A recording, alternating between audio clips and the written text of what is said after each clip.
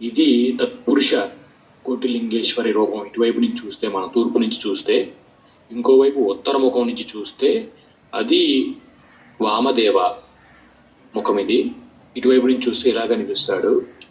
మళ్ళీ ఇంకో దిక్కున వెళ్తే మనం,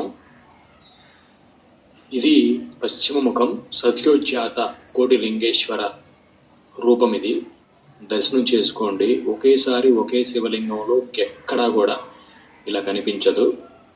మీ జన్మ ధన్యమైపోతుంది.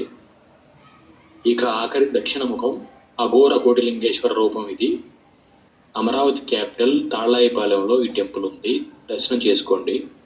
41 రోజులు మీరు ఒక్క రోజు కూడా వదలకుండా ప్రతిరోజు ఉదయాన్నే శివాలయానికి వెళ్ళి శివుని దర్శనం చేసుకొని, అయ్యా నేను కర్మఫలం తెలుసుకున్నాను, నీ దాసుణ్ణి, నువ్వేం చెప్తే చేస్తాను, నన్ను క్షమించు తప్పులు చేస్తే అని కోరుకొని 41 రోజులు వెళ్ళండి. తర్వాత ఎంత పెద్ద సమస్య అయినా మీకు చాలా చిన్నదిగా అనిపిస్తుంది.